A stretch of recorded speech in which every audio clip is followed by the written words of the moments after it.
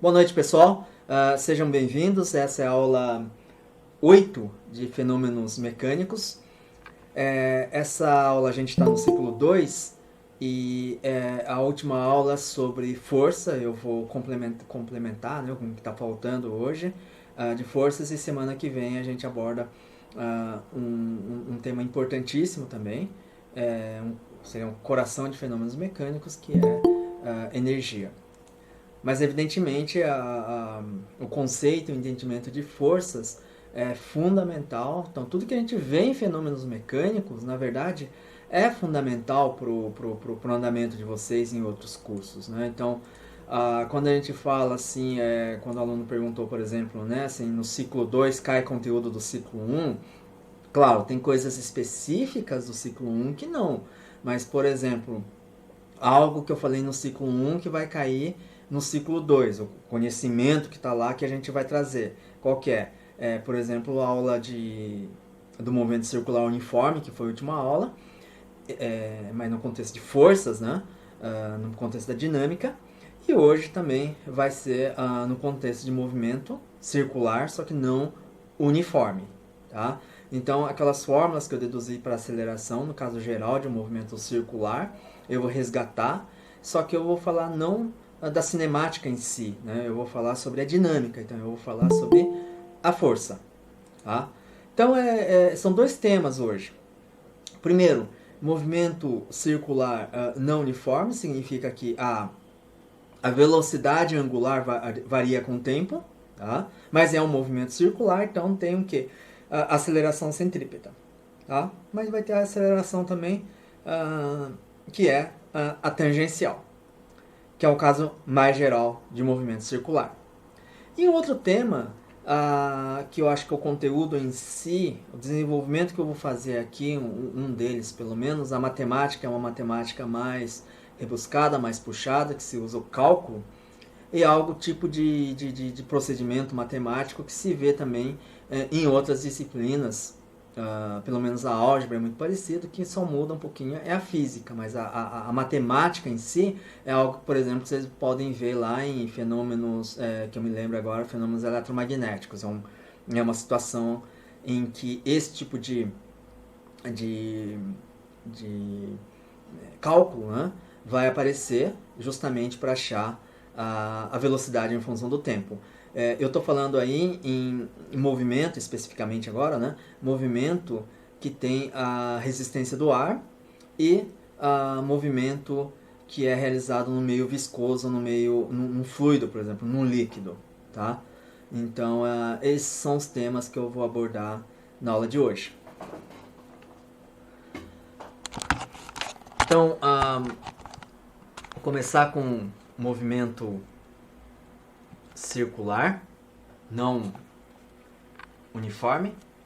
Para isso, eu vou recapitular a aula 5, que eu falei sobre, não me lembro agora se é aula 5, mas nas notas de aula está lá especificado, que é a cinemática do movimento circular, onde eu deduzi todas as expressões, incluindo lá a aceleração centrípeta e a aceleração tangencial, porque a gente está falando de movimento circular não uniforme.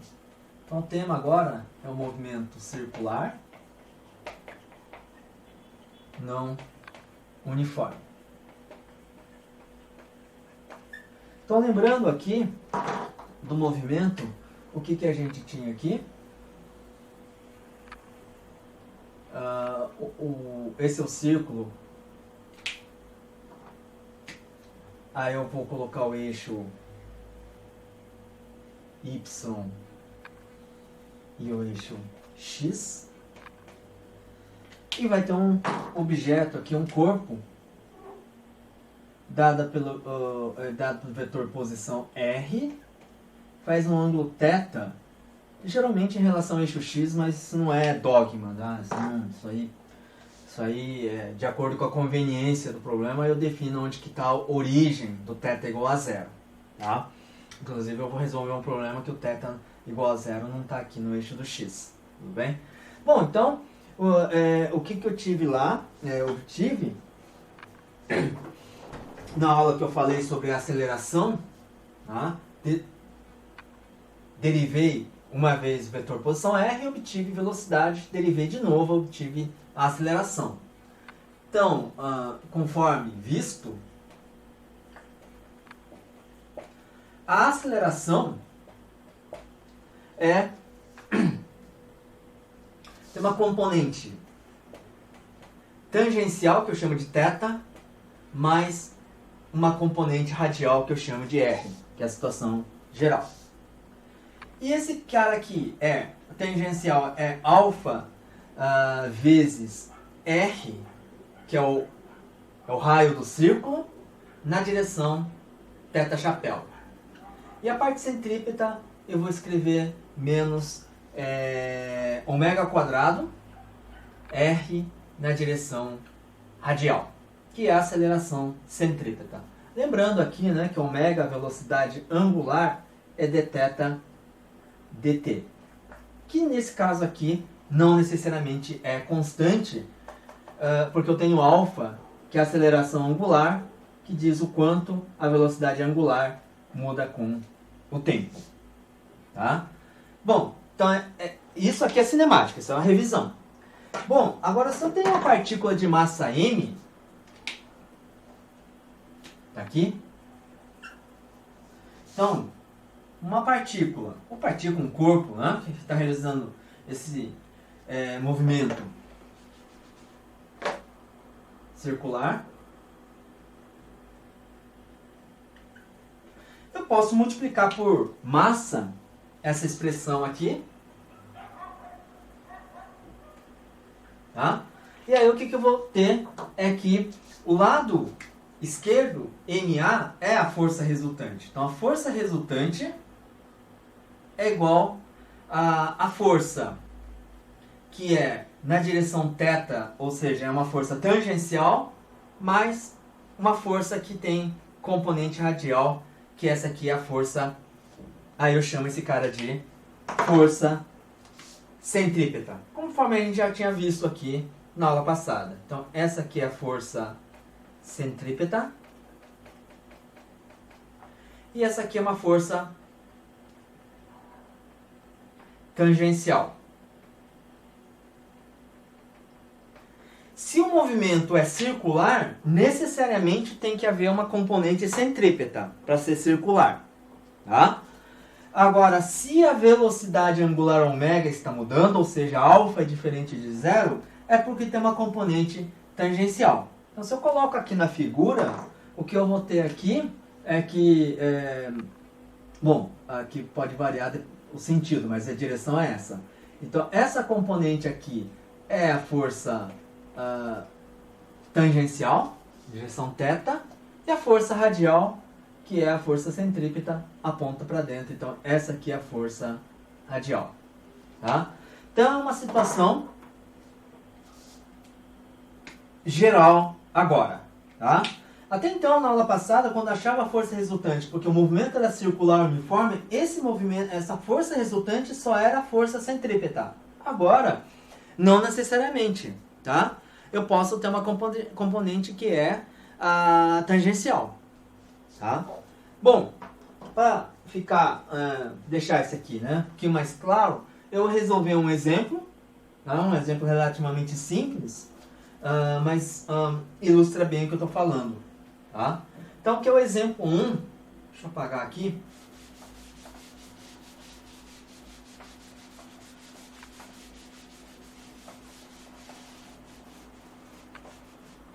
Até aproveitar essa figura. Tá? Então a gente está falando de aula 8 no PDF, é o exemplo 1. Exemplo 1 fala que tem um corpo, um objeto, que está realizando um movimento e eu vou colocar aqui a massa do corpo M, diz que ele faz um certo ângulo com a direção vertical, tá? Essa é a figura. Direção vertical significa que θ igual a zero está no eixo do y, então é aquela situação que não necessariamente, né, meu θ igual a zero está no eixo x. Depende aí do problema ou da sua da maneira como você vai equacionar de acordo com, né, com o tipo de problema, tá? Ele tem o raio R, então o raio é R, tá? Ele fala que em um determinado momento o ângulo é θ e a velocidade é v. Se ele está fazendo um movimento no sentido horário, por exemplo, né, então a velocidade é sempre, obviamente, tangencial à trajetória, né? Então, e se estiver fazendo um movimento no sentido horário, é esse movimento aqui. Sentido anti-horário, a velocidade, a componente estaria aqui. O problema não fala, só fala que está com o módulo V. Tá? E o item A, ele pede a tensão, porque isso aqui, eu não falei direito, mas é um fio com uma massa M e ele gira no no plano vertical. Então, nesse caso, vou deixar explicitamente que tem o campo gravitacional aqui. Tá? Então, um objeto de massa M vai sentir uma força Fg, que é a força gravitacional. Tá bom? Então, é essa a situação. Bom, aí se pede aqui a tensão para essa situação específica, e depois o item B, ele pede a tensão aqui em cima, no topo, e a velocidade mínima que o objeto tem que estar lá no topo para que ele, esse objeto, né, esse corpo, ele consiga girar, fazer um movimento circular. Então, se eu amarro um pedaço de uma pedra num pedaço de fio e eu faço esse movimento aqui, tá? Eu consigo descrever um movimento circular perfeito, desde que essa pedra, esse objeto, esteja com uma certa velocidade mínima em todos esses pontos aí. Essa velocidade vai variar, tá? Por causa da ação da força gravitacional, tá? Se essa velocidade for menor que a velocidade mínima, essa pedra, esse objeto, a corda não vai estar tensionada, né? E o objeto não vai realizar um movimento circular. Aqui em cima, por exemplo. Tá? Então vamos lá. Achar a tensão. Eu vou desenhar um diagrama de corpo livre desse cara. Tá? Que vai ser... deixa eu ver aqui. Deixa eu ver onde eu vou fazer aqui. Bom, fiz aqui mesmo. A massa M está aqui. Tá? Eu vou colocar nessa direção aqui. E essa direção aqui. Tá? O raio R é saindo, então R chapéu para cá, saindo, porque a origem está aqui, e vetor R chapéu significa que está nessa direção aqui. E o θ eu vou tomar como sendo positivo aqui, né? Crescendo para cá, vindo para cá eu vou chamar θ positivo. Para manter que no sentido anti-horário a tendência é o θ crescer para cá. Tá? É meramente orientação. Bom, feito isso, a orientação, eu venho aqui e eu olho no diagrama de corpo livre, eu olho para a massa M. Quais são as forças que agem aqui na massa M? Primeiro, porque está sob a ação da força do campo gravitacional, eu vou ter Fg. Tá? E aí, o fio, para girar, está tensionado. Então, tem uma força de tração, tensão, tração T, desse jeito aqui. Tá? E esse ângulo θ que está aqui. Tá? Então, esse é o diagrama de corpo livre. Aí eu tenho que escrever em cima a força resultante quais são as forças que atuam aqui? Somente duas forças, tá? Vai ter a força gravitacional mais a tensão. A soma vetorial dessas forças tem que dar massa vezes a aceleração.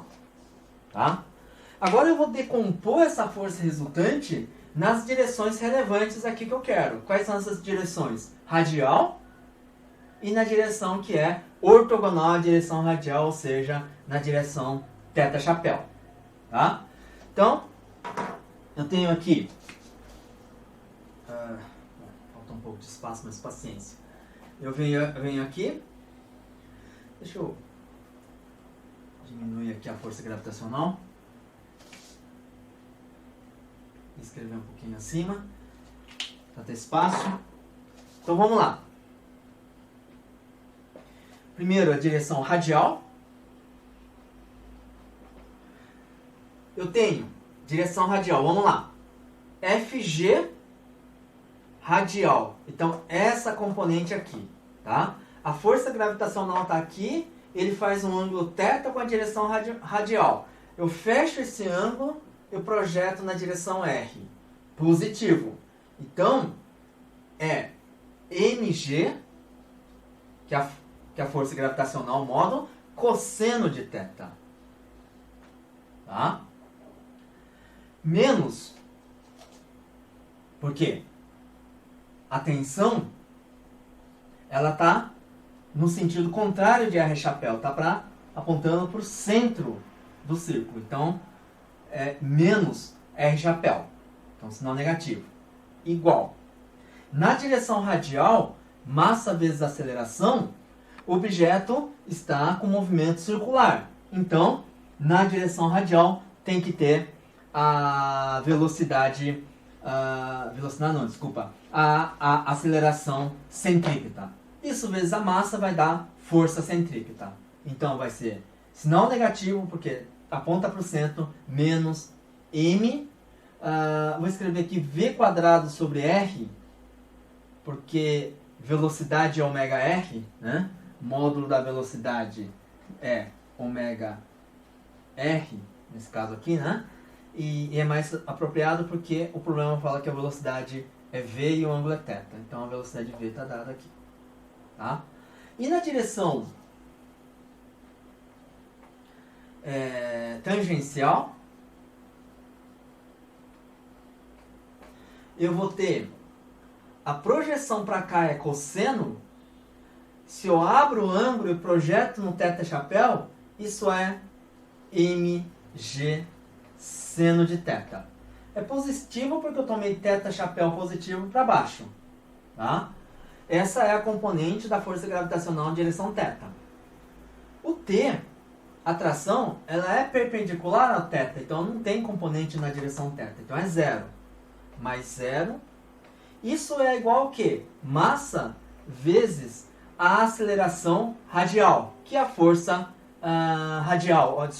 tangencial, que é a força tangencial, que é m r alfa. Alfa é de ômega dt. Tá? Que o problema não pede, mas se eu quiser alfa, está aqui. M vai embora com M. Alfa é G seno θ dividido por R. Tá? Mas o problema pede atração, tensão, que é esse cara aqui. Bom, basta isolar o T e eu tenho o item A. Deixa eu apagar aqui. Então, de cima aqui, eu tenho que T é igual a M G cosseno θ mais M já tá V quadrado sobre R.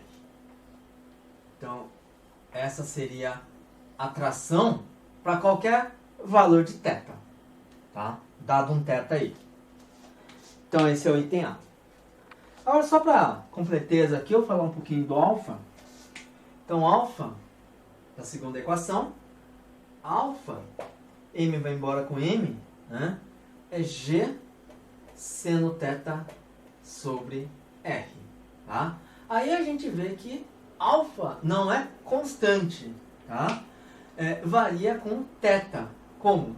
em forma de seno de θ. Tá? E a gente percebe que, exceto quando θ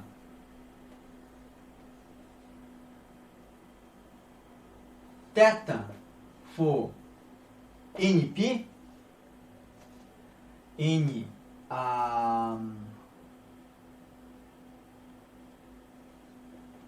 0, por exemplo, 1, 2, etc., o que acontece? O seno vai a zero. Tá? Então, nesse caso, se θ é nπ, alfa vai ser zero, porque o seno de nπ, né, é seno nesse ponto, que é zero, π, dá uma volta completa, 2π, etc. O seno é zero. Se for diferente de nπ, seno vai ser diferente de zero, eu vou ter aceleração. Portanto, essa aceleração ela não é constante em relação a θ. Tá? Depende de onde o objeto estiver. Tudo bem? Item B pede qual a velocidade mínima no topo para que esse objeto de massa m consiga realizar um círculo completo. Tá? Tem uma velocidade mínima para acontecer isso. Tudo bem? Então vamos lá. Eu vou aproveitar aqui a equação do item A, que T mg é cosseno de θ, vou analisar no topo.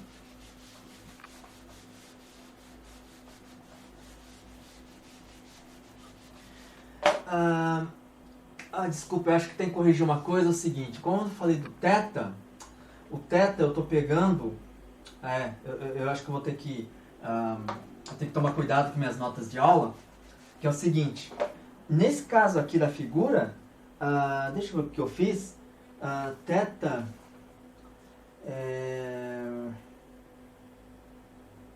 eu peguei o θ, θ é igual a zero no eixo y, tá? Então, o que eu falei lá, eu estava tomando θ como começando aqui no eixo x. Pela figura, θ é igual a zero, eu estou no eixo y aqui para baixo, tá? Então, zero eu estou aqui, e aqui é π. Tudo bem? Então, eu tenho que tomar esse cuidado. Então, vamos lá. No topo, que é o item B,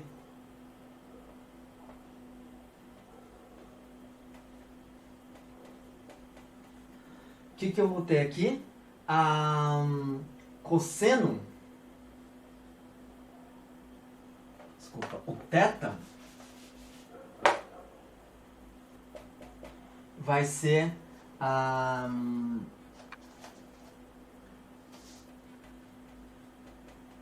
2n mais 1π, e n começa com 0, 1, 2, etc.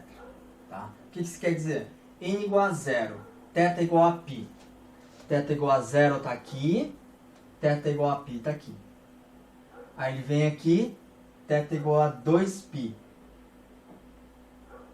Não é topo. Mas quem é topo? É 3π. Tá? Então, n igual a 0 eu tenho π, n igual a 1 eu tenho 2 mais 1 dá 3, dá 3π. E n igual a 2 dá 4 mais 1 dá 5π. São os π's ímpares, né? 1, 3π, 5π, etc. que eu estou no topo. Os π's pares, π's multiplicado por número par, π ímpar não, né? Número ímpar vezes π. Estou em cima. De acordo com essa orientação aqui. E se eu fizer número par vezes π, eu caio aqui embaixo. Eu estou analisando no topo, tá? Então, esses valores aí, eu vou ter cosseno de π, 3π, etc. Cosseno de π, 3π é cosseno, tem valor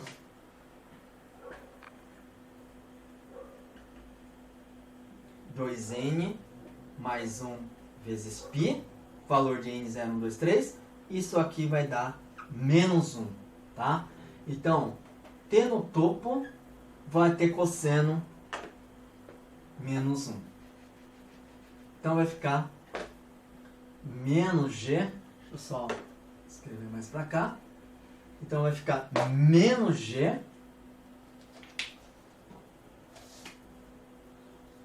mais V quadrado R, tá? Essa é a tração. E a tração tem que ser positiva. Então, V quadrado sobre R tem que ser, né, tem que ser maior do que G. Porque se eu subtraio aqui, a massa dá o T do topo. Só que eu vou ter a tração mínima no fio, que é o linear, em que o objeto vai fazer um movimento circular, só que o fio não vai estar tracionado, tá? A tração vai ser 0 lá no topo. Então, essa é a velocidade mínima que eu consiga fazer isso, tá? Se a velocidade for menor do que isso, a pedra nem chega no topo e não faz movimento circular. Então eu preciso olhar essa equação primeiro, e a partir dessa equação colocar t igual a 0, tá? Que eu vou achar a velocidade mínima no topo. Então vamos lá, no topo é isso que acontece. A velocidade topo mínima, tá? Corresponde a t do topo igual a 0, tá? Se é igual a 0, o que tem entre parênteses é 0. Então isso implica que a velocidade do topo mínimo é raiz de GR, tá? Isso aqui é o item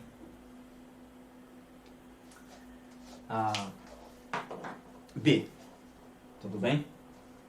Aí vai ter um problema clássico quando a gente falar sobre conservação de energia, que a gente mistura um pouquinho as coisas com força, com essa análise, né? É para calcular, por exemplo, qual é a velocidade aqui embaixo para que ele chegue com a velocidade essa velocidade mínima no topo, tá? Qual é a velocidade mínima aí embaixo para ele dar a volta completa, né? Essa é a condição lá em cima. E o resto, para achar embaixo, é só conservação de energia, que é um tema que a gente vai trabalhar nas 3 próximas aulas, tá? Bom, então, com isso, basicamente eu falei de movimento circular numa situação geral, que não é uniforme, tá? Qual é o cuidado que eu tenho que tomar? Que a força resultante não é mais a força centrípeta. Pode ter uma componente que é tangencial, tá?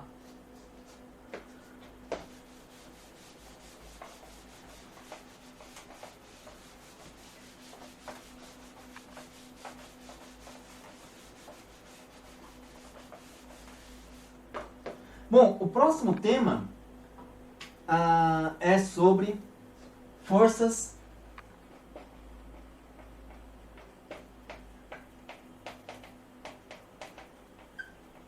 resistivas, tá? É um tipo de atrito, na verdade, mas a gente não faz exatamente atrito, porque a palavra resistir ela é dissipativa, né, no sentido de que impede, né, uma força que impede o movimento, ele desacelera, né? Mas a causa é diferente daquele atrito estático e atrito cinético que nós vimos na aula passada. Se trata basicamente de movimento de um corpo no meio fluido. Fluido pode ser meio gasoso, o ar, por exemplo, ou um fluido líquido. Então eu posso ter um objeto com uma certa viscosidade, tá? E jogar esse objeto, eu vejo esse cara caindo nesse objeto, nesse meio, tá? Então essa é a primeira situação que eu vou tratar, que empiricamente a gente vai verificar que a força resistiva, de resistência, para essa situação em que o objeto caminha, anda no meio líquido, tá? É proporcional à velocidade. Aí o segundo tipo de força resistiva é quando eu estou no meio que é gasoso, por exemplo, o ar, né? Estou pedalando. Aí eu percebo que a força de resistência do ar é proporcional ao quadrado da velocidade. Então, quanto mais aumento a velocidade, e essa força vai, se eu dobro a velocidade, quadriplica a velocidade, ela não vai linear com a velocidade. Isso a gente percebe, por exemplo, quando a gente está pedalando, né? Está contra vento, né? Quanto mais a gente tenta pedalar, aumenta a velocidade, é mais difícil a gente maior a gente sente o vento na cara, tá? Então, é uma situação que a resistência é proporcional à velocidade, outra velocidade é ao quadrado. Claro, isso é empírico, isso é a aproximação, né? E para essas duas situações distintas, essas duas aproximações diferentes, essas modelagens matemáticas diferentes, né? Essas expressões, elas são adequadas, né? Cada um para o seu caso. Então, primeiro vai ser forças viscosas.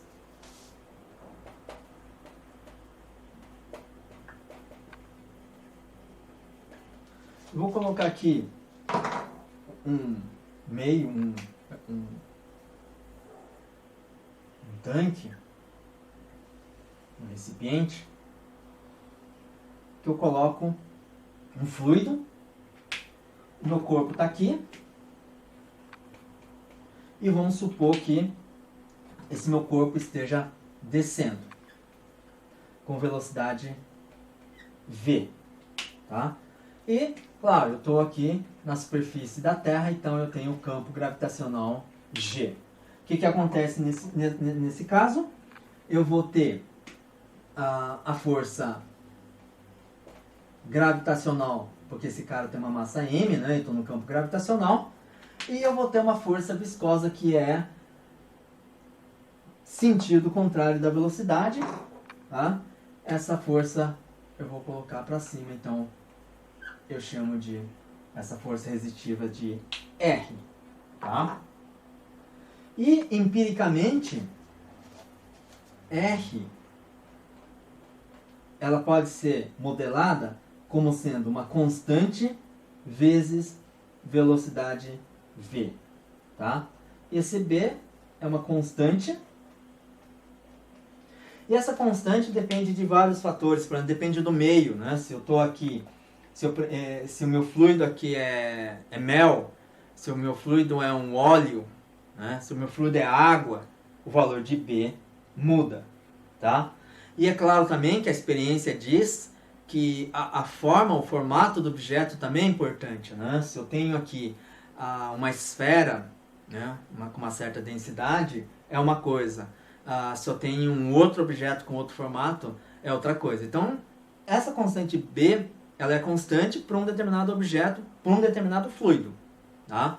Mas o valor pode variar bastante, de um fluido para outro, para um objeto, formato para o outro, tá?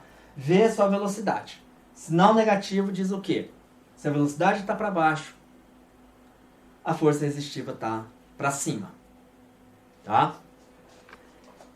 E aí eu vou fazer toda uma análise para chegar numa expressão da velocidade em função do tempo, V, para uma situação seguinte. A velocidade inicial é igual a zero, então eu solto aqui um objeto, massa m, V igual a zero, deixo cair. Deixo cair significa que vai atuar nele uma força gravitacional que vai fazer com que o objeto desça, mas à medida que vai descendo, como tem velocidade, eu vou ter uma força de resistência, R. Tá? Então eu tenho, na verdade, duas forças, sendo uma constante, que é a força gravitacional, e a outra força que depende de velocidade. Tá?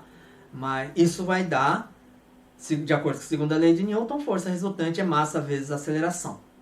Tá? Então, é isso. Eu vou equacionar e aí a gente vai chegar numa equação que vocês vão ver que tem uma cara meio diferente em relação ao que vocês estão acostumados. Tá? Então eu vou ter aqui massa m, é o mesmo cara aqui, né? Só que a velocidade vai começar do zero. Então eu tenho uma força gravitacional, força R. Eu vou fazer o seguinte, eu não gosto de fazer isso, mas como eu aproveitei as figuras gráficos do livro do Halliday não, desculpa, do Searle, que é o livro que a gente está adotando como referência básica, né? Então eu vou fazer o seguinte, eu vou colocar o eixo Y, que é vertical, porque o movimento é vertical, tudo bem, só que eu vou pegar Y positivo para baixo, porque geralmente eu gosto de pegar Y positivo para cima, para mais ou menos padronizar, tá? Y positivo para baixo é só uma mera orientação, tá? Então o que eu vou fazer aqui? Y positivo para baixo, tá? Num lugar onde eu tenho G. Então, esse aqui é algo que foge do padrão que eu costumo adotar. A física não vai mudar por causa disso, tá? Bom, de acordo com esse padrão, ele vai descer com uma certa velocidade v, tá? V vai ser um V, como é para baixo, na direção J, tá? E o G vetor vai ser G, também na direção J, e agora não tem esse sinal negativo, porque minha orientação para baixo é positiva, tá? Então, a componente JV vai ser positivo, porque V é para baixo e positivo. Componente G na direção J também é positiva, porque aponta para baixo e eu estou pegando essa orientação, tá? Então, essa é a única diferença. Aí eu vou escrever a equação. Segundo a lei de Newton, diz que a força resultante é a massa do objeto m vezes a aceleração a. Tá? Então vamos lá. Só o componente y, né? Então vamos lá. A força resultante, deixa eu escrever. Quem que é a força resultante? É a força gravitacional mais R. Tá? Agora eu vou escrever em termos de componente vertical, lembrando disso aqui. Então vamos lá. Força gravitacional é massa vezes G para baixo. Para baixo é positivo, então essa equação resulta que é mg mais. A força resistiva é menos bv. Tá? V está na direção J, então é menos bv. Desse jeito aqui, do jeito que eu fiz, como está para baixo, V é positivo. B é positivo também, sinal negativo indica o quê? Contrário do Y para baixo, que é para cima, que é o sentido que o R aponta, para cima. Então, tem sinal negativo. É igual massa vezes a aceleração. Mas quem que é a aceleração? Variação dessa velocidade V, dv dt. Tá? Posso passar a massa dividindo aqui.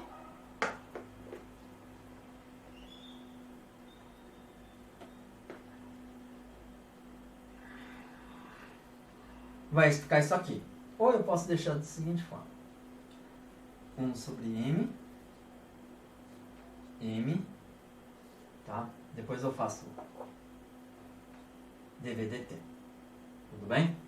Então vou apagar aqui, isso é força resultante. Vou apagar aqui também. Aí, peço para vocês olharem com cuidado essa equação que eu deduzi, que eu mostrei. Tá? Tem uma constante, sinal negativo, velocidade. Aqui eu tenho a variação da velocidade em função do tempo, dv dt. E eu quero achar v, tá? Então é uma equação que tem v e dv dt. Poderia ser uma equação que tem x e dx dt. É uma variável e a derivada temporal dessa variável, numa única equação. Esse tipo de equação nós chamamos de equação diferencial. Tá? Existem vários tipos de equações diferenciais, diferentes maneiras de classificar. Tá? Esse é de primeiro grau, porque a derivada que aparece aqui é primeira ordem em tempo, né? É dv dt. Aí a gente tem, às vezes, equação que é de segunda ordem, que é a derivada segunda, mas essa é a derivada primeira. É linear, porque nenhum termo, tanto, a velocidade e a sua derivada, que são as grandezas que estão variando, elas são elevadas à primeira potência, não está raiz quadrada, ao quadrado, etc. Tá? Então, nesse sentido, é uma diferencial linear. E existem vários tipos de equações diferenciais, tanto é que vocês vão ter um curso chamado Introdução às Equações Diferenciais IEDO, ordinárias, tá? E tem diferentes técnicas de resolver essas equações. Essa equação em particular, a gente resolve meio na raça, tá? De novo, isso envolve derivada. Para eliminar, tirar isso, para resolver a equação, eu quero achar que v de t. Mas tem derivada da velocidade aqui nessa equação, tá? Essa técnica que eu estou fazendo vale para esse caso, para essa situação simples, equação de primeiro grau, desse tipo aqui, tá? Envolve uma integral e algo assim. É a primeira vez que vocês estão vendo, mas isso, como eu falei, isso sempre vai voltar na física, na química, na engenharia. Esse tipo de equação diferencial é relativamente comum, tá? E isso, como isso vai voltar, a primeira vez vocês talvez tenham dificuldade de entender, e com o tempo vocês vão acostumar e entender como que essas coisas funcionam e vão ver que é relativamente simples aqui, tá? Então vamos lá. Como é que eu vou resolver essa equação diferencial? Tá aqui dv dt.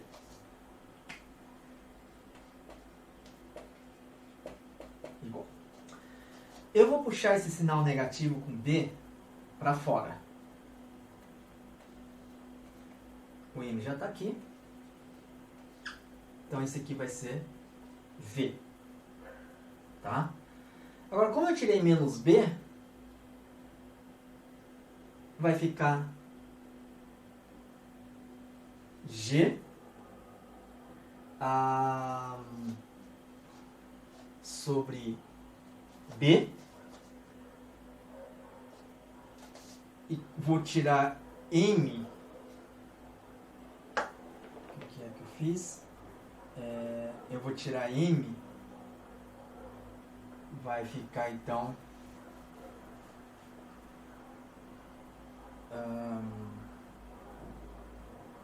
V menos G sobre B. Tá? Deixa eu voltar para essa equação aqui antes, ver se eu não fiz nada errado, porque tinha menos BV mais MG igual a M dV dt. A única coisa que eu fiz foi passar o M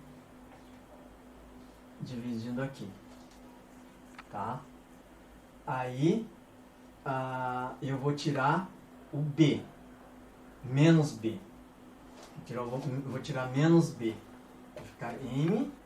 Então aqui tirei menos B, ficou V. Aqui vai ficar menos, tirei o B, então B compensa aqui, fica V menos MG sobre B, tá? É isso. Bom, o segundo passo é o seguinte: dv dt, tá? Na prática, é uma razão, eu vou passar esse dt multiplicando para cá. Aí a gente tem uma equação chamada diferencial. Não tem mais derivada, que é uma dv dt. dv é isso, dt. Isso é chamado método de separação de variáveis, que eu vou fazer o seguinte: dv. Esse termo aqui não depende do t, mas depende de v. Então eu vou jogar para o lado esquerdo. Vai ficar v menos mg sobre b. Igual. O que vai sobrar aqui? Menos b sobre m dt. Até aqui é álgebra. Tá? Tirando do dv dt, passei o dt do outro lado, também é álgebra, né? Mas isso envolve um pouquinho conhecimento de cálculo, né? Será que eu posso fazer isso? Pode, tá? E aí o resto foi manipulação algébrica. Para quê? Método de separação de variáveis. Lado esquerdo tem variável v, lado direito tem variável t, tá? Agora, se essa igualdade é válida, eu posso integrar os dois lados. Integrar os dois lados, eu já fiz isso, né, num outro contexto, mas não resolver a equação diferencial. Menos b sobre m é constante. Então, é transparente a integral. Então, vou colocar aqui. Aqui é integral no tempo, aqui é integral na velocidade. A condição inicial falava que em t igual a zero, a velocidade desse cara era zero. Ou seja, eu vou disparar o cronômetro e solto. Tá? Então, na hora de disparar o cronômetro, v igual a zero. Solto. O tempo vai passando.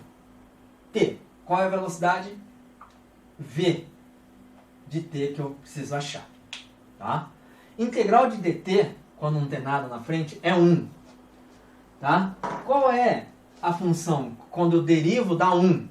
Quando eu derivo no t, dá 1. É o próprio t. Substituo os limites, inferior é 0, superior é t. Então esse cara aqui, lado direito é simples. Lado direito dá simplesmente t. Tá? O problema é o lado esquerdo. dv, v menos mg. Tá? Essa integral aqui, ela é uma integral que vai aparecer muitas vezes na vida de vocês. Que é uma variante, quer dizer, variante não, é uma integral do tipo, eu vou colocar aqui, seguinte. É uma integral do tipo dx, x mais a. Tá? Mais ou menos, ou, quer dizer, o a pode ser positivo ou negativo. Tá? E essa integral aqui, ela é uma integral que eu tenho que tomar cuidado com o valor de x, né? e mais a, esse cara aqui, mas vai dar ln do módulo de x mais a. Tá? O módulo é porque não existe argumento de ln, argumento negativo de ln. Tá? Existe só positivo. Tudo bem? Então, se x for positivo, que é um caso muito particular, vamos supor, na tabela você encontra o seguinte. X maior do que zero. Então, módulo de x, mas x é maior que zero, não tem. Tá? Então é comum você fazer o caminho contrário. A função é ln de x. Eu quero derivar. Qual é a derivada de ln de x? 1 sobre x. Tá? Claro, se eu tenho ln de x, põe-se que já o ln é positivo. Mas aqui eu estou uma integral. Eu não tenho ln de x, eu tenho essa integral. Tá? Mas essa integral faz sentido se na hora de tomar, tem que tomar como sendo módulo de x para não obter x negativo. Tá? Então esse é um detalhe importante. Se eu mudasse aquele eixo, não teria esse problema, mas enfim, é o que a gente tem hoje. Então essa integral aqui, ela é uma integral que é ln do módulo de v menos mg sobre b, módulo. Só que aí tem que substituir os dois limites de integral. V igual a zero, aqui. E depois V igual a V, aqui. Tá? Então esse cara é ln de... Quando eu substituo V pelo próprio V, é um abuso de notação, né? Deveria colocar um V' aqui, depois substituir por V. É V menos mg sobre B. Menos. Essa é a regra quando eu tenho uma integral definida. Substituo o limite superior, está aqui. Menos, agora eu substituo o limite inferior, que é zero. Fica menos ln de módulo v igual a zero menos mg sobre b. Tá? Esse módulo vai funcionar bem porque aqui eu tenho explicitamente no argumento negativo. Tiro o módulo, tiro esse sinal aqui. Tá? Agora aqui eu vou tirar o módulo também. Só que a física diz que a força de resistência não pode ser maior do que a força gravitacional. Tá? Não tem essa de você colocar o líquido, começa a descer e de repente sobe. Por quê? Porque a resistência do ar é maior que a força gravitacional. Isso não existe, pessoal, tá? Isso aí é coisa sobrenatural e a gente não trabalha com sobrenatural, a gente trabalha com a física do mundo real, tá? Então, o R módulo vai ser sempre menor ou igual à força gravitacional, não pode ser maior. Então significa o seguinte, esse termo aqui é maior que a velocidade, tá? Ou VB é menor do que mg. Então na hora de tirar o módulo tem que tomar cuidado. Deixa eu apagar aqui. Ah não, ainda não, tá? M, deixa eu deixar esse cara aqui ainda. Isso aqui deu T, né? Então na hora de tirar o módulo aqui, eu vou apagar aqui em cima, assim. Na hora de tirar o módulo, eu inverto. MGB menos V é positivo. V menos MGB, esse cara aqui é menor do que zero. Então eu troco e tiro o módulo. Então o lado esquerdo vai ser ln, tiro o módulo, mas aí eu tenho que trocar sinal mg sobre b menos v. Menos ln de mg sobre b, tirei o módulo, tirei o sinal também, igual menos b sobre m t. Tá? Aí tem uma série de propriedades log que vocês precisam saber. Log, aí, ln é um log de base natural. Quem que é a base natural? É aquele E que é o número de Euler. A gente usa muito mais em ciências log na base natural, que é o ln, do que log na base 10, que vocês estão acostumados lá do ensino médio. A natureza prefere a base do exponencial, do E, que é o número de Euler. Tá? Isso também é algo que vai espiralando. Vocês vão ver várias vezes, diversas vezes. Esse é o primeiro contato, talvez, né, fique meio assim, boiando, mas vocês vão ver isso várias vezes. Tá? Mas qualquer que seja log, ln de uma coisa menos ln de outra coisa, né, ln de A menos ln de B é o ln da razão A sobre B. Ln de A mais ln de B é o ln do produto AB. Isso vocês têm que saber. Isso é básico do básico. Tá? Então, nesse caso, é subtração. Então, esse cara aqui é ln de mg sobre b menos v, mg sobre b. Isso dá menos bmt. Tá?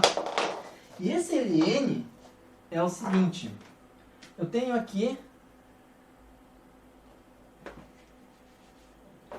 esse ln é na base e.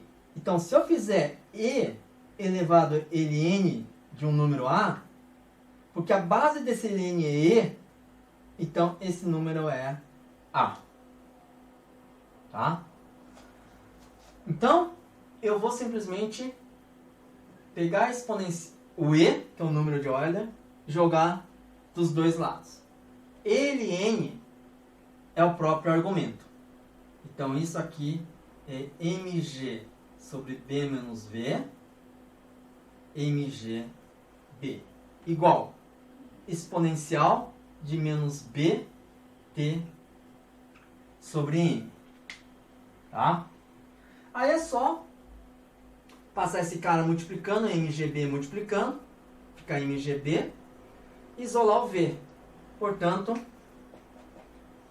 v de t vai ser a mg sobre b, tá? Isso aqui vai dar 1 menos e menos bt sobre m. Tudo bem? Então, esse é o comportamento da velocidade em função do tempo. mgb tem 1 menos a exponencial. Tá? Bom, uma coisa que vocês conseguem ver daqui, para checar, né? Faz sentido ou não. Quanto que vale v de zero? V de zero é o seguinte, exponencial de zero é 1. Tá? Qualquer número elevado a zero é 1. Então vai ficar 1 menos 1 que dá 0, portanto a velocidade é 0, porque isso acontece. Isso é óbvio, porque quando a gente resolver a equação diferencial, integrou dos dois lados, eu falei que quando t igual a 0, velocidade é 0. Então, só comprova que eu não cometi nenhum erro pelo caminho, erro matemático pelo caminho. Agora eu vou analisar uma outra situação que é o seguinte, t tendendo a infinito. Tá? T tendendo a infinito, qual é o valor de Vt? Tá? Aí eu tenho que analisar e elevado a menos b sobre mt. B sobre m, positivo. Então, sinal negativo explicitamente, cara positivo, vezes tempo infinito. Quando esse t tendendo a infinito, eu vou ter uma exponencial de um número negativo muito, muito grande. E elevado a menos 100, e elevado a menos 1000, e elevado a menos 1 milhão, 1 bilhão. Tá? Menos. Se vocês colocam isso na calculadora, por exemplo, a calculadora nem pestaneja. Ele vai lá e coloca 0 para você. Tá? Mas é 0 no limite em que t tende a infinito. Vocês vão ver muito isso em FUV, de ver o limite, o comportamento assintótico da função. Tá? Ele tende a que valor quando determinada grandeza vai a infinito, vai a 0. Nesse caso, t indo a infinito. Qual é o comportamento da função? A exponencial vai a 0. Tá? Então, esse cara tende a 0 para t tendendo a infinito. Esse cara tende a 0. Então, Vt vai tender a mg sobre v. E vai virar uma constante. E isso aqui eu chamo de velocidade terminal. Tá?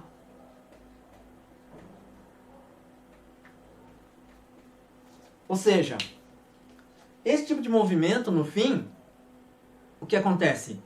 A velocidade acaba virando constante, porque o R aumenta tanto que mata a força gravitacional, resultante da 0.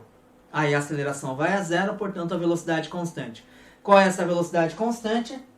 Está aqui, mg sobre b. Tá? Então, antes de fazer o gráfico, mais outra coisa, que é importantíssimo também. Quando você olha o exponencial aqui, deixa eu até apagar aqui. Não, vou manter.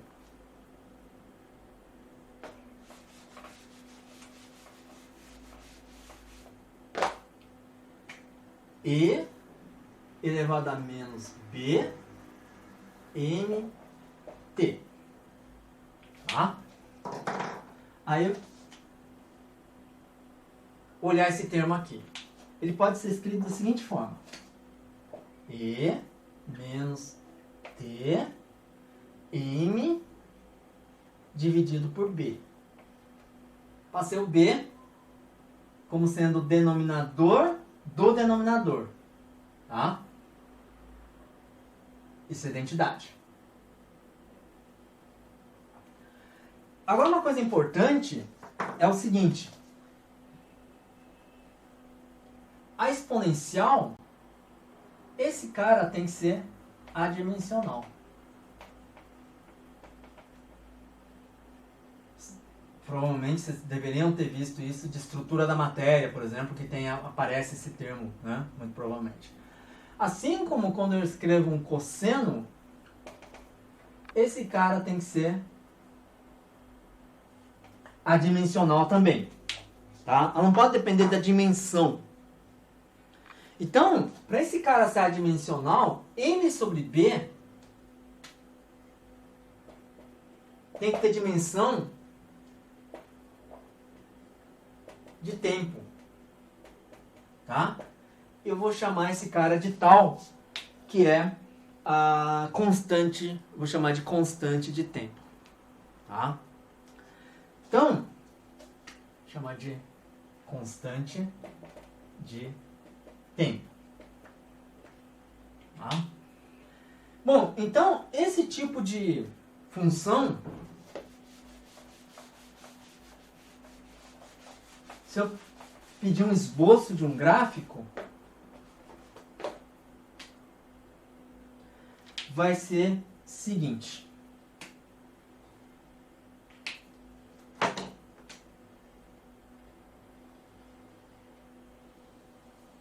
Tempo por V. Começa do zero, ele vai atingir um valor que é velocidade terminal, aqui.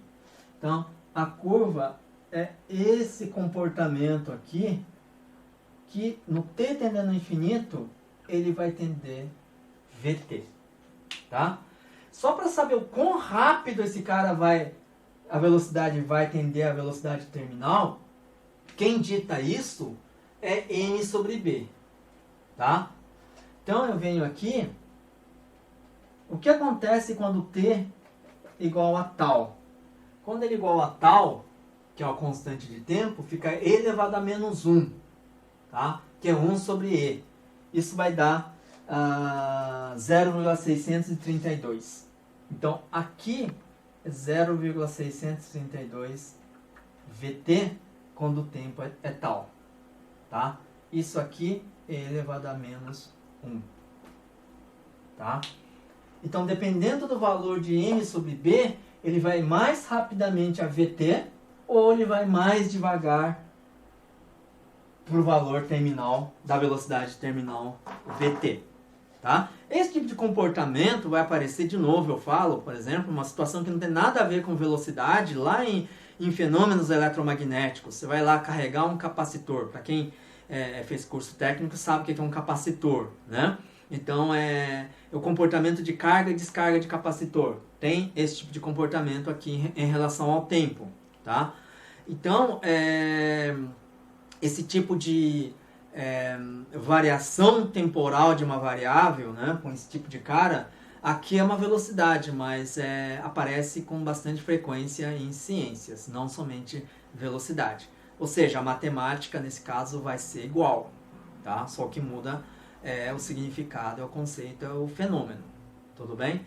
Então, esse tipo de comportamento é que eu tenho a velocidade para esse tipo de meio viscoso, que é um líquido, tá? Bom,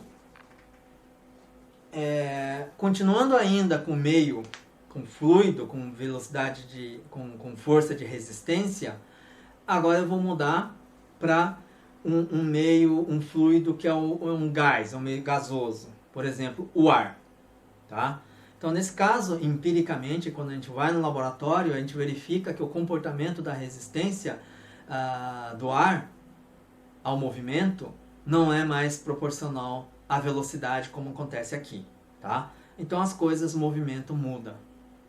Tá? Então, vamos focar agora quando o movimento é no ar, por exemplo.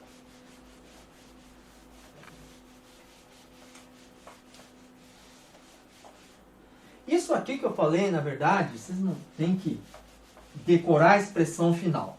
O importante é entender passo a passo. Chegou na expressão final, entender que aquela função, né, quando você olha para aquela função, que tipo de gráfico vai dar, qual é o comportamento, né? Isso é importante. Vocês têm um certo treinamento de vocês olharem para aquela função e falarem, não, tem esse comportamento da função que eu acabei de apagar, né? Claro, você pode colocar uns números e ir lá no computador e fazer um gráfico. É válido, tá?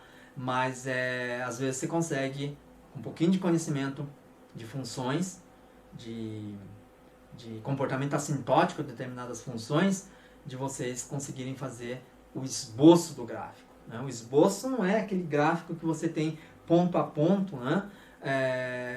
Ordenado com a abscissa, né? Mas você tem ali um comportamento meio geral, tá? Isso é que a gente chama de esboço, tá? Que é o mais importante, vocês saberem olharem a função e saberem fazer o esboço. Bom, dito isto, vamos lá. Força de resistência do ar, que também é chamado arrasto, tá? Do ar. É uma constatação empírica, que é o seguinte: esse fator meio, não sei por que vem, porque na verdade ela pode ser absorvida, para mim não quer dizer muita coisa, mas enfim, a fórmula é dada assim. Então o fator meio, que é menos importante aí, tá? Vai depender de uma constante D, que eu já explico o que é. Vai depender da densidade do ar, que é ρ, que é massa dividido por volume, né? E vai depender, por exemplo, também da área da seção transversal do corpo que está caindo, ou está em movimento em relação ao ar, tá? E vai depender aqui, importantíssimo, a velocidade ao quadrado, tá? Então, se eu dobro a velocidade, a resistência vai quadruplicar. Ao contrário da situação anterior, que R era menos BV, se a velocidade dobra, a força dobra também. Agora, quadruplica. Se a velocidade triplica, ela vai 3 ao quadrado, é 9, fica quase 10 vezes maior, fica 9 vezes maior. A força fica 9 vezes maior. Então, é muito mais sensível, né? A resistência R é muito mais sensível à velocidade do que no caso anterior. Tudo bem? Essa aqui, então, a área é a área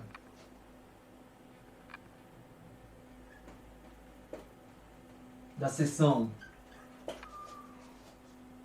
reta. Isso é perpendicular ao movimento, à velocidade. Tá? Então, se eu estou caindo, levantar as mãos, por exemplo, eu estou aumentando minha área A. Se eu estou caindo, abro um paraquedas aqui em cima, eu estou aumentando a área A, tá? Então, o que está acontecendo? Aumentando a área A, está aumentando a força de resistência. Tá? Tudo isso está contribuindo para aumentar a minha força de resistência.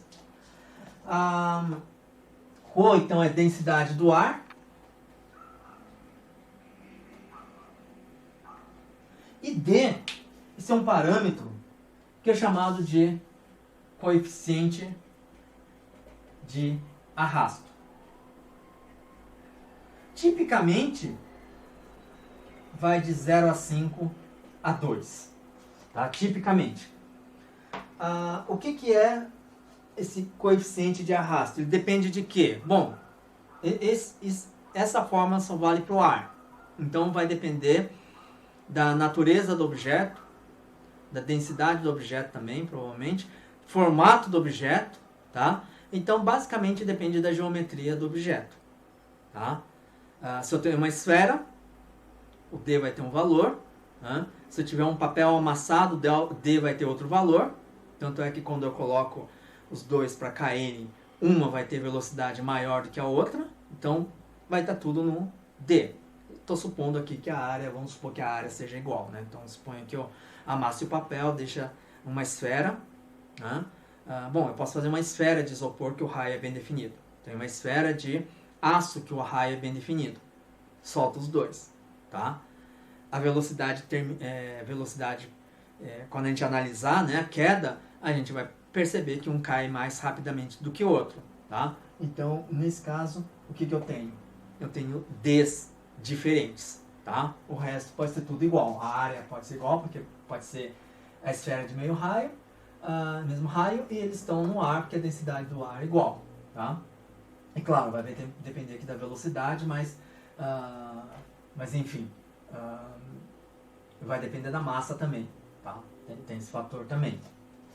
Mas então, vamos lá. Primeiro eu vou tentar equacionar, como eu fiz no caso anterior. Então essa é a fórmula. E agora eu vou pegar uma situação que eu tenho um objeto de massa m, onde tem uma aceleração da gravidade, então na superfície então, da Terra, G. Então, campo gravitacional. Eu solto esse cara. Tá? Eu vou tomar Y de novo para baixo positivo. Tá? Vou seguir essa orientação aqui. Mas não precisa. Do server. Bom, aqui eu vou ter, como eu tenho campo gravitacional, eu coloco uma massa, vai sentir uma força gravitacional Fg. E a resistência sempre vai ser contrária ao movimento, porque o movimento aqui, a velocidade V, esse cara vai ter C. Só que a velocidade, uma hora, vai dar uma freada por causa da resistência do ar R. Esse é o R. Tá? Aí eu vou escrever de novo a equação resultante, que é a força resultante igual a massa vezes aceleração. Quem é a força resultante? Tem a força gravitacional mais R igual a MA. Agora eu vou escrever esse cara esse vetor na componente Y, né? Todo movimento componente Y. Então vamos lá. Força gravitacional componente Y é mg, positivo para baixo. R vai ser menos meio de D ρ a V ao quadrado, sinal negativo porque está para cima e a minha orientação é positivo para baixo. Igual massa vezes aceleração. Quem que é a aceleração? dv dt. Tá? Então, em princípio, eu resolvo essa equação diferencial para V e eu acho daqui V de t. Tá? Só que tem um detalhe técnico importante, que essa equação diferencial, ela não é linear por causa do quadrado na velocidade. Tá? Então eu não consigo resolver daquele jeito que eu resolvi para a equação, quer dizer, geralmente eu não consigo. Tá? Posso até tentar isolar, mas na hora de integrar, não vai ser uma integral tão simples assim. Tá? Então as coisas podem ser que não saiam e ache V de t. Pode ser que eu consiga. Mas tudo isso, tá? Por não ser tão imediato como o caso anterior, tá? O que a gente vai analisar aqui? Essa equação, ela vale para qualquer instante de tempo t. Tá? Em particular, quando t é muito grande, e como aconteceu no caso anterior, essa velocidade aqui vai chegar a um valor tal que R, que é a resistência, ela vai anular a força gravitacional. Quando isso acontece, a força resultante é zero, portanto, a velocidade atinge um valor constante, esse valor constante é a velocidade terminal, como o caso anterior. Então, dessa equação aqui, pelo menos, não sei V de t, função do tempo, como a velocidade evolui com o tempo, mas pelo menos eu conheço a velocidade terminal. Tá? Basta pegar força resultante igual a zero e achar o valor de V onde isso acontece. Tá? Nessa equação diferencial aqui, basta tomar dv dt igual a zero, tá? Que a aceleração vai a zero. Então,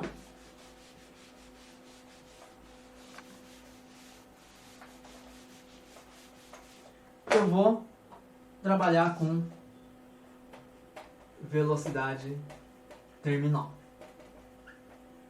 Quando isso, V de t tem de uma constante. Isso significa que dv dt vai a zero. Tá? Então, nessa equação, quando eu tomo esse cara indo a zero, eu vou ter mg menos meio de d ρ a v, que é vt, ao quadrado. Esse cara vai a zero. Tá? Então, vt vai ser, passo para cá e depois eu passo 2 mg dividido por d rho a, extraio a raiz quadrada aqui, tá? Então essa é a velocidade terminal para esse tipo de movimento, que é no ar. Tudo bem? Então depende do que também. Eu falei aquela hora de jogar uma pedra, né? Desculpa, jogar uma esfera de aço, jogar um isopor do mesmo tamanho. Se os dois têm o mesmo tamanho, a não ser que eu compacte muito bem o isopor, né? Mas o isopor que você pega aí na vida real tem uma massa muito menor do que a pedra. A pedra não, a esfera de aço. Então, o fator aqui massa é importante. Quanto maior a massa, maior a velocidade terminal. Tá? Então, entre uma bolinha de aço e de isopor, M é um fator e esse D é um fator também. A área, embora seja igual, ρ igual a G igual. Então, esses dois aqui podem variar muito. Aí, a velocidade terminal varia bastante. Tá? Algo interessante que eu não vou projetar aqui por problemas técnicos, mas está na nota de aula. Se vocês forem lá para a página 15, tem os valores típicos de velocidade terminal para vários objetos. Tá? Então, por exemplo, a velocidade terminal para um pingo de chuva tem um valor que é relativamente baixo. Tá?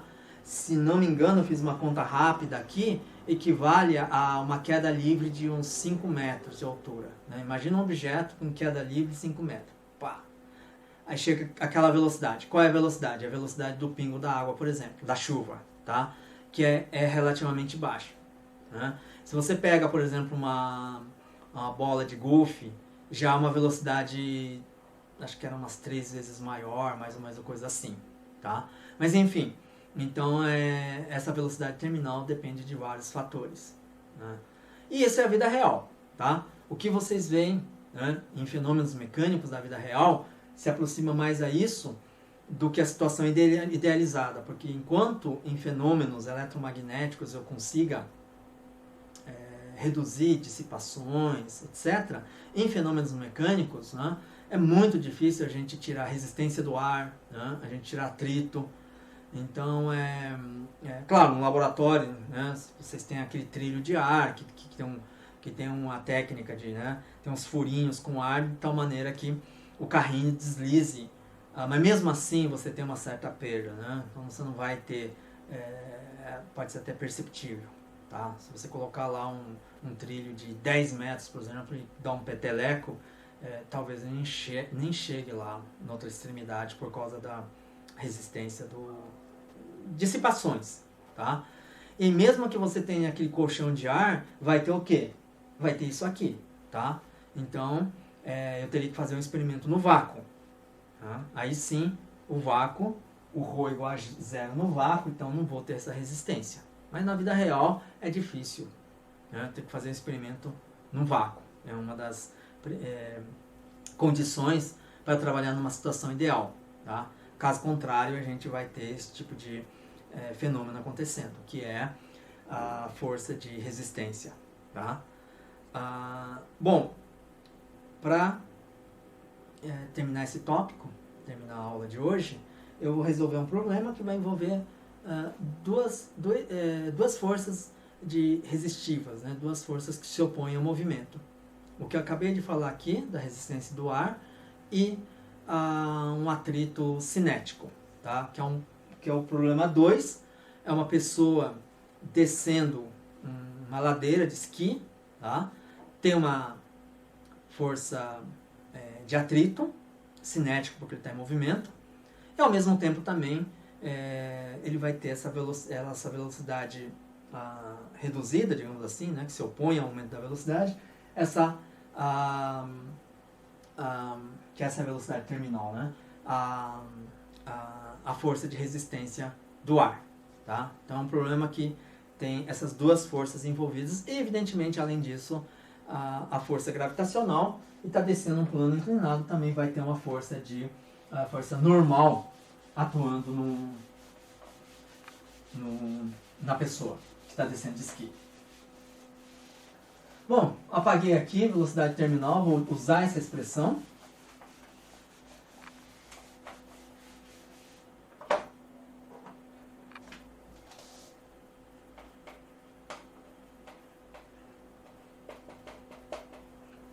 Eu vou só colocar o diagrama de corpo livre aqui, que é o seguinte.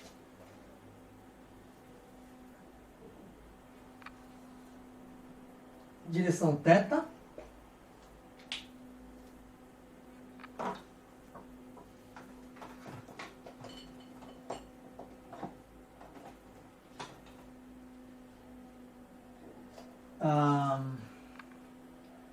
Deixa eu ver se eu vou precisar fazer uma coisa também que eu fiz na aula passada.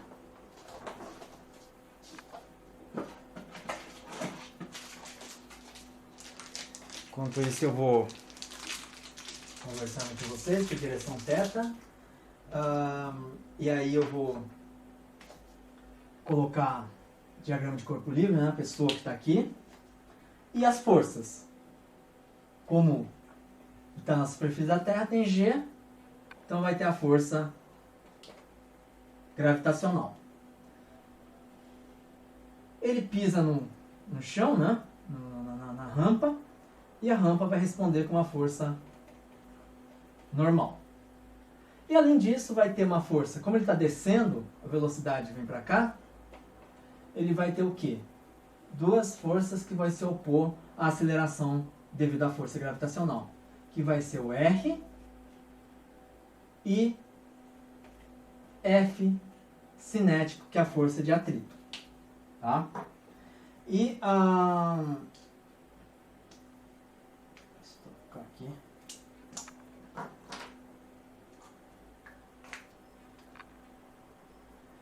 Vou tomar aqui, convenientemente, direção X para baixo positivo. Eu vou pegar o Y. Deveria ser Y para baixo positivo para ficar uma coordenada, né? Mas tudo bem, não vai interferir muito aqui nesse tipo de problema. Então eu vou manter para cá. Tá? Não é muito padrão, tá? Porque geralmente eu vou de X para Y, eu teria que ser o Y para baixo. Mas eu vou manter aqui para cima, tá? Porque só tem X e Y. Então vamos lá. O que o problema dá?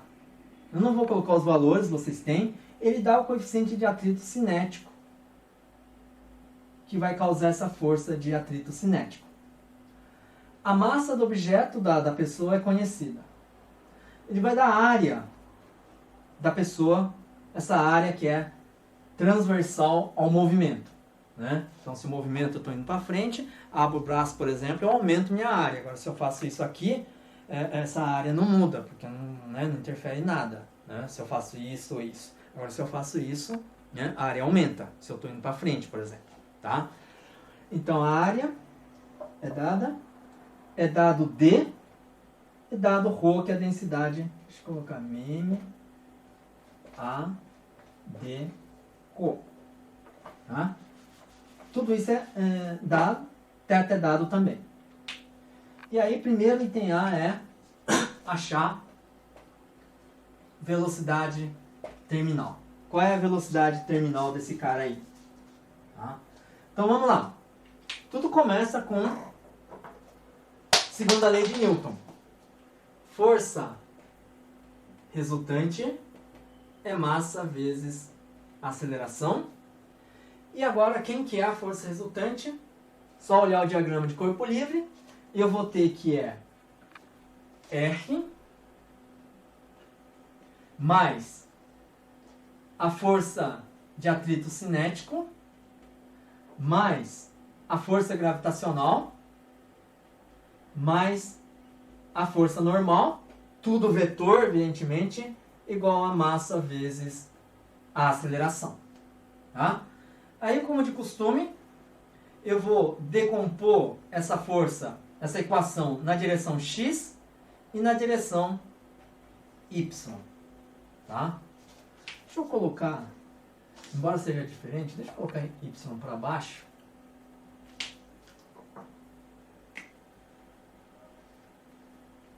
Tá? Para ficar coerente com o sistema de coordenada.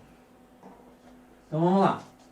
Vai ser diferente, porque eu, na nota de aula eu coloquei para cima. Não vai mudar um sinalzinho ali que no final do dia não vai mudar absolutamente nada.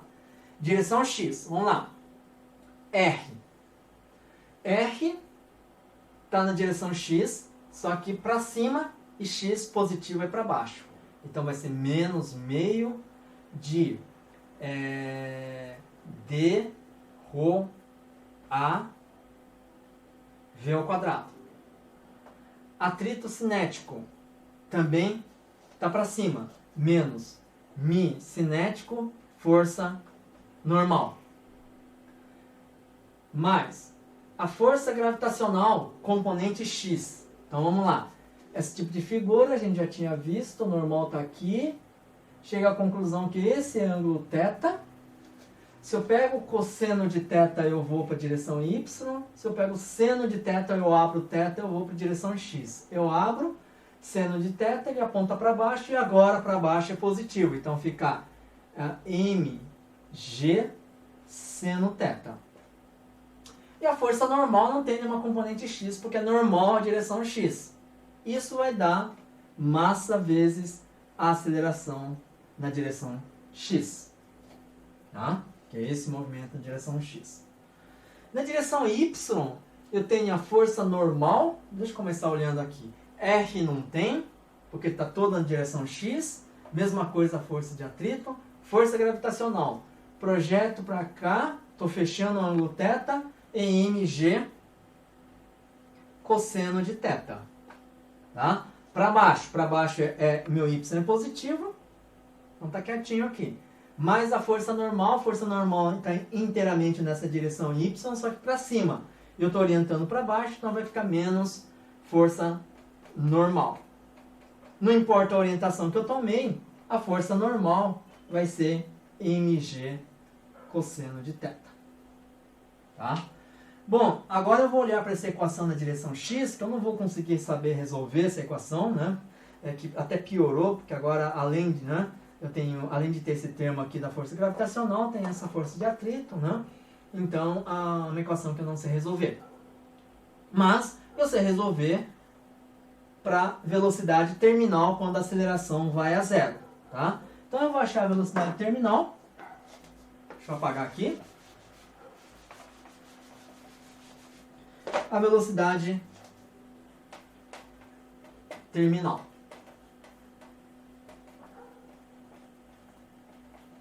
Tá? Lembrando que AX vai a zero. Tá?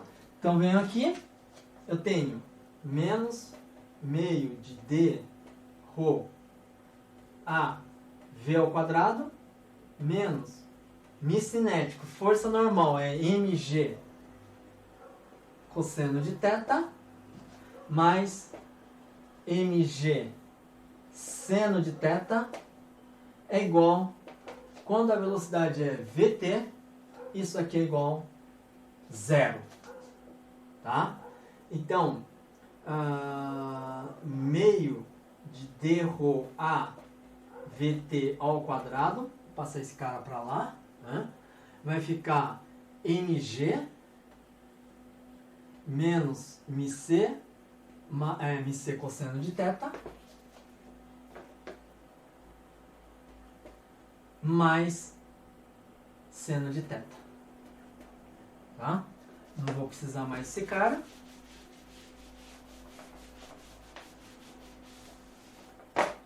Portanto, VT vai ser 2mg menos μc cosseno de θ mais seno de θ, dividido aqui por d rho a. Extrai a raiz quadrada.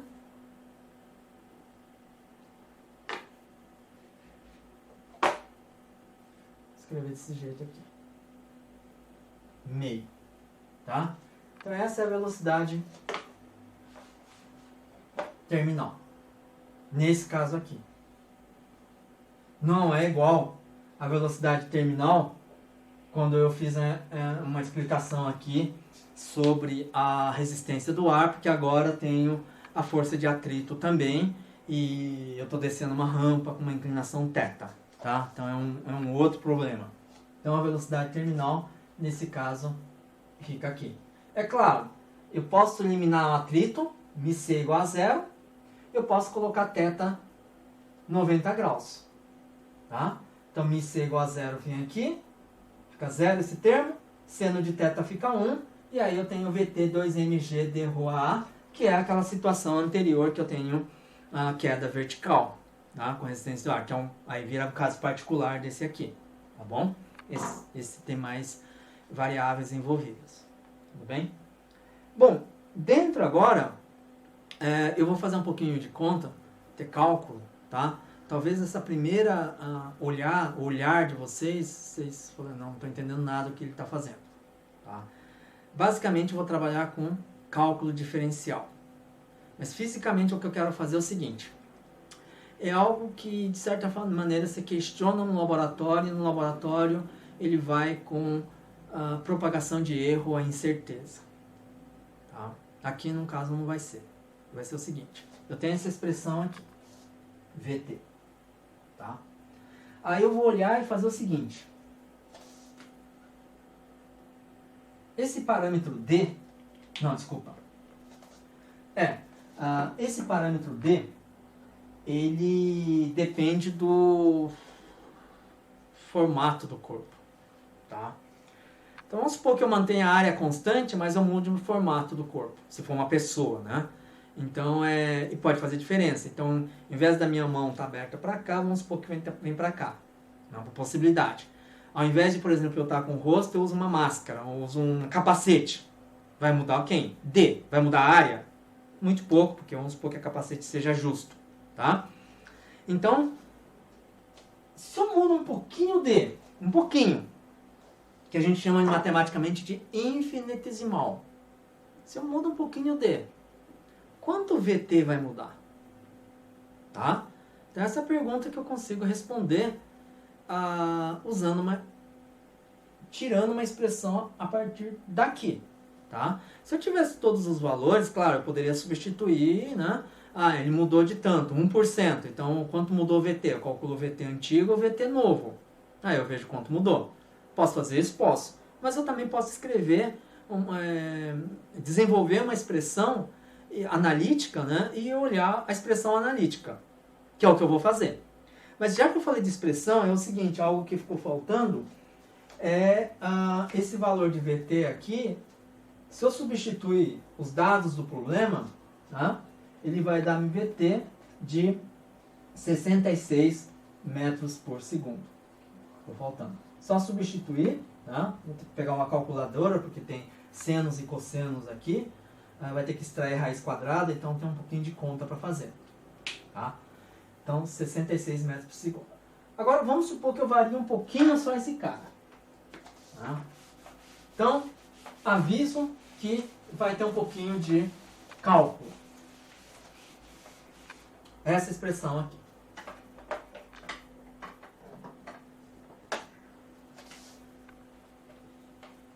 Então eu vou ter D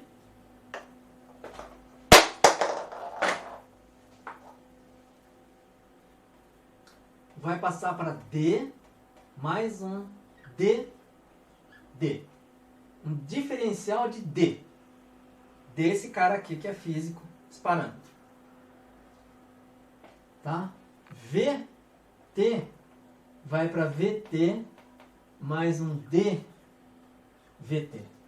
E a pergunta é: qual é essa variação infinitesimal de VT? Tá? Então é isso que eu vou responder. Bom, a ideia é olhar para esse cara aqui. Ele é função de várias variáveis, digamos assim, só que estou interessado só no D, que está no denominador e está elevado a meio. Tá?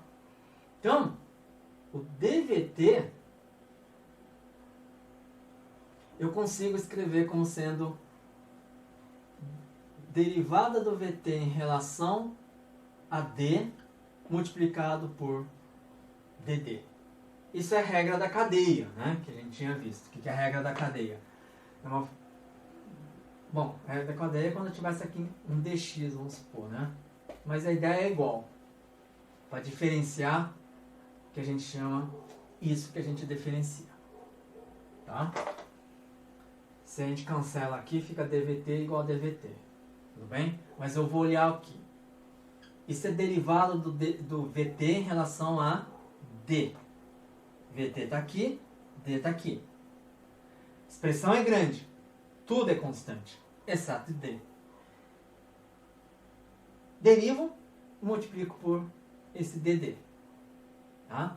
Então, 2 mg menos μc cosseno de θ mais seno de θ sobre ρ a elevado a meio é constante. Então é transparente.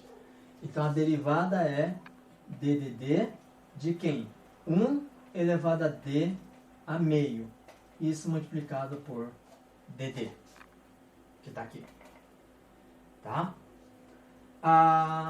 Então, eu preciso só derivar esse cara aqui, que usa a regra da cadeia. Porque esse cara é igual a ddd. O que está no denominador, ele vai para o numerador com sinal negativo aqui na potência. Certo? Aí eu uso o quê? Regra do tombinho. Derivada em relação à adesão, cai menos meio. Fica d menos meio, subtrai 1. Então isso fica menos meio. Posso colocar no denominador 1 sobre d. Posso deixar o meio aqui. Posso escrever o d assim. Tá? De d elevado a 3,5. Por que eu escrevi assim? Porque aí eu venho aqui e vai ser menos meio, 1 sobre d elevado a meio vezes d. d elevado a meio. Esse cara pode entrar aqui, porque já está elevado a meio. Então eu faço isso aqui. Aí ele vai embora. Tá? Mas 2mg, papapá, dividido por d rho a elevado a meio, é o próprio VT. Então todo esse cara grande aqui é grande, mas não assusta. Ele é VT.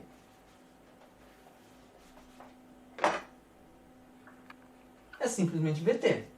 Tá? Aí eu ajeito um pouquinho. Não vou querer apagar essa expressão aqui. Ajeito um pouquinho. Aí eu tenho dVT igual menos meio de VT dd dividido por d. Tá? Que é o resultado que eu estava procurando. Aí eu posso colocar o VT para cá, aí fica dVT sobre VT igual a menos meio dd sobre d. Tá? Se variar d por uma quantidade dd, sobre ele, então é a variação percentual, vai corresponder a metade, né? Porque tem o fator 2. Quer dizer, esse fator 2 passa para cá, né? Fica 2. A variação da velocidade terminal em relação à própria velocidade terminal. Então, se eu mudo d um pouquinho, eu sei o quanto a velocidade terminal muda. A expressão é dada desse jeito aqui, tá? Ou seja, é simples. Só que isso aí é uma equação que envolve grandeza infinitesimal. Que é em quê? dd e o dvt. Isso é uma variação pequena, tá? Se eu tiver uma variação que a gente chama de finita, quando a gente usa a palavra finita, a gente não quer dizer infinitesimal. Nesse caso aqui, tá? Aí eu não posso usar essa equação, mas sim, por quê? Porque eu tenho uma situação inicial e ele muda bastante para uma situação final. Eu tenho então um dzão inicial, vai para um dzão final. Aí eu tenho que pegar essa expressão que é infinitesimal e integrar. Tá? Aí é isso que eu vou fazer.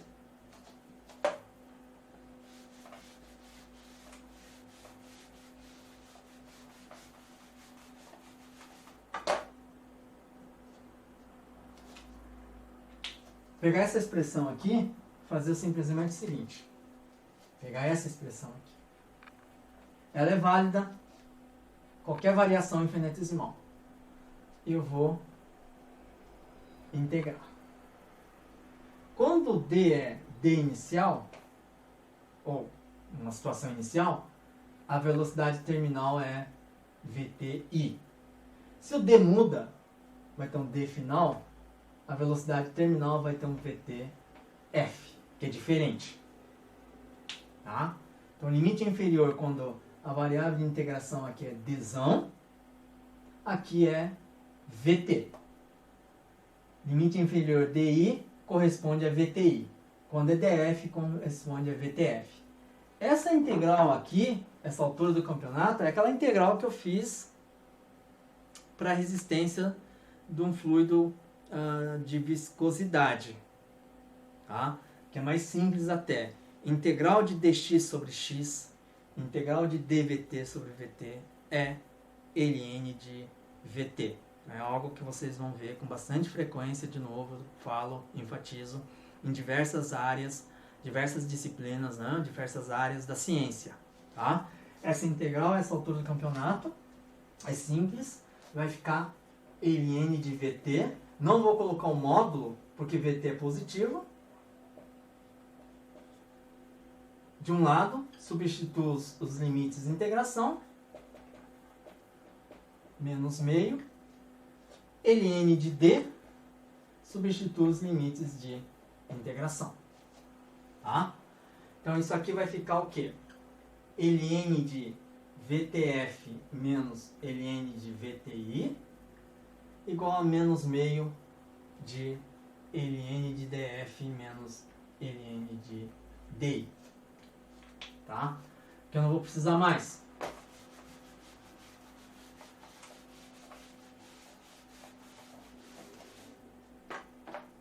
ln da diferença é ln da razão. Menos meio ln de df sobre di. Outra propriedade de ln que é importantíssima na vida de vocês é fator multiplicado por ln, esse cara vem aqui e eleva aqui. Então, a ln de b igual a ln de b elevado a a. Tá?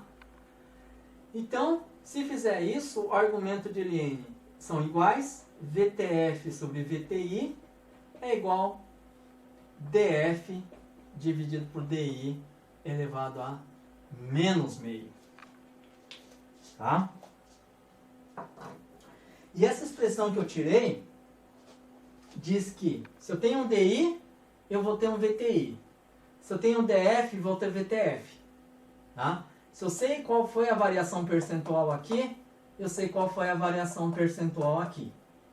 Aí a pergunta é, poderia eu ter usado a expressão desse VT para ter feito isso? Ou seja, coloco aqui DI, eu vou ter VTI. Coloco F, eu vou ter VTF. Se eu divido um pelo outro, eu obtenho isso? A resposta é sim. Tá? Se obtém. Então, o que eu acabei de deduzir aqui é a consistência matemática. Tá? Não fiz nada errado. E no final eu cheguei onde deveria chegar. Então, se eu escrevo esse aqui, VTF, eu escrevo VTI, divido um pelo outro, vai dar isso aqui. Tá? Só para finalizar, agora eu vou apagar aqui. Poderia ter deixado. Mas, se D diminuir 10%, o que eu tenho? DF final, como diminuiu 10%, é 0,9 DI. Certo? Eu tenho D, DI. Diminuiu 10%, final é 0,9 do inicial. Então, daqui, VTF sobre VTI igual 0,9 menos meio, e isso aqui é 1,054. Tá? Então, o que significa aqui? Aumento de 5,4% na velocidade terminal. Um variou 10%, o outro variou aproximadamente metade. E isso é mais ou menos esperado porque é o seguinte, a dependência de D com a velocidade terminal, estando no denominador, significa que se um diminui, o outro aumenta. Então está na direção certa. Seguinte, por que um aumentou 10% e o outro diminuiu só 5%? Porque o D está na raiz quadrada. Ou seja, a dependência de D vai com raiz quadrada. Então, não é tão forte assim. Se D fosse quadrado em vez de raiz quadrada, aí a velocidade final, né, quando eu mudo o valor de D, a mudança é grande. Tá? Tudo isso, se vocês olharem com cuidado, vocês vão ver que isso é algo que vocês fazem na propagação de erro. E na propagação de erro, quando você coloca o DD, o diferencial D, na verdade, você substitui por sigma de D e faz a propagação de erro. Tá? Só que naí, se você está diferenciando em várias variáveis, porque cada um tem um erro, na hora de somar isso, a gente toma um certo cuidado para somar. A gente fala que se soma ao quadrado, né? Você leva o quadrado de um, o quadrado do outro, vai somando, tá? Eu não tenho muito tempo, né, para explicar isso para vocês, mas a aula prática, eu acho que tentou explicar em detalhes, né, a fórmula, não somente mostrar a fórmula da propagação de erros, mas como chegar lá, usando derivadas parciais. Aqui não tem derivada parcial, por quê? Porque eu só tenho uma variável trabalhando, tá?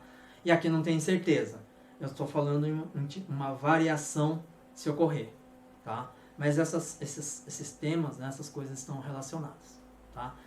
Tudo isso da aula de hoje, se vocês olharem, tirando a primeira parte que eu falei de movimento circular não uniforme, né, tudo isso é novidade na vida de vocês. Isso não é assunto de ensino médio. Por quê? Por causa da álgebra é complicada, né? Embora na vida real, é isso que acontece mais do que, por exemplo, você vê uma queda livre com resistência zero. Se você joga uma pedra, né, você vê a gota da chuva caindo, você vê com uma velocidade constante, com uma velocidade terminal, porque tem a resistência do ar. Essa é a vida real, tá? Só que equacionar a vida real não é tão simples assim como equacionar uma situação ideal, tá? Então a aula de hoje foi relativamente pesado e um tema, um assunto, né, uma parte técnica relativamente nova para vocês, tá bom? Bom, com isso eu encerro o assunto sobre forças, né? Ela pode vir em algum momento ainda, por exemplo, eu vou falar de força de mola no contexto de energia, então o tema força volta, né? Mas meu foco a partir de aula que vem vai ser a energia, tudo bem? Então um abração a todos, até sexta-feira. Tchau, tchau.